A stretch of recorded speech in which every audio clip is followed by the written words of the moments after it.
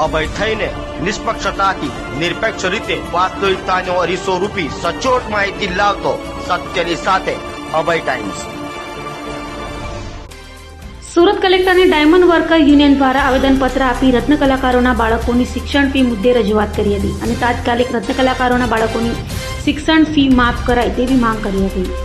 Diamond worker union Gujarat દ્વારા સુરત કલેક્ટરને આવેદનપત્ર આપી રજૂઆત કરાઈ હતી કે રત્ન કલાકારોના બાળકો માટે સરકાર દ્વારા જાહેર કરાયેલા શિક્ષણ રાહત પેકેજ 13,500 ફોર્મ ભર્યાને લાંબો સમય થઈ ગયો છે। મંદીના કારણે વહીવટી તંત્રએ કહેલા બધા ડોક્યુમેન્ટ મહા મહેનતે ભેગા કરીને ફોર્મ ભર્યા હતા, ત્યારે હજી ફી ભરવાને બદલે રત્ન કલાકારો પાસે નીત નવા પુરાવા મંગાવીને મંદીના માર વચ્ચે હેરાન કરાયા છે।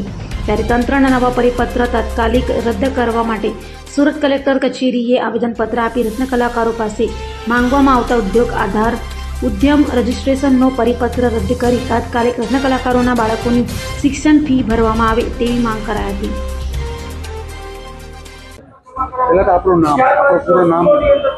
બાંભણિયા ભદ્રેશભાઈ રૂખડભાઈ વરાછાથી। આજે તમે કલેક્ટર કચેરી આવ્યા છો, શું રજૂઆત થઈ રહ્યા છો? તમારી સમસ્યા? અમારી રજૂઆત તો અમારે એ હતી, 1.5 થી 2 મહિના પહેલા અમે બાળકોને સ્કૂલ ફી માટે અમે ફોર્મ ભરેલા, બરાબર, અને બહુ આકરી કટથી અમે ભરવામાં આવ્યા ફોર્મ, કારણ કે એ ડોક્યુમેન્ટ ભેગા કરવા બહુ મુશ્કેલી હતી।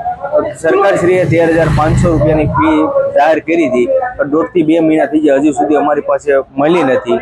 અને સ્કૂલનો એક હપ્તો આવી ગયો છે, બીજો હપ્તો આવી ગયો છે। સ્કૂલ તરફથી પણ કહેવામાં આવે છે કે હપ્તાના બે હપ્તાની ફી ભરી દો, તો એ નથી મળી। એ માટે અમે કલેક્ટર શ્રી સાહેબને રજૂઆત કરવા માટે આવ્યા છે ને આવેદનપત્ર દેવા માટે આવ્યા છે।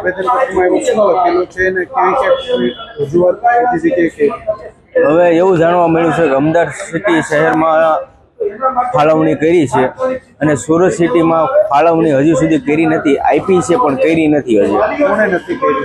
હવે એ તો આપણને ખ્યાલ નથી। હવે અત્યારે તો અમારી પાસે હજી અમારા બાળકો સુધી નથી પહોંચી, એટલે કલેક્ટર સાહેબને અમે રજૂઆત કરવા માટે આવ્યા છીએ। કેટલા વર્ષોથી હીરા ઘસી? મારા સમજી 21 વર્ષ થઈ ગયા છે હીરામાં। પૂરો પરિવાર?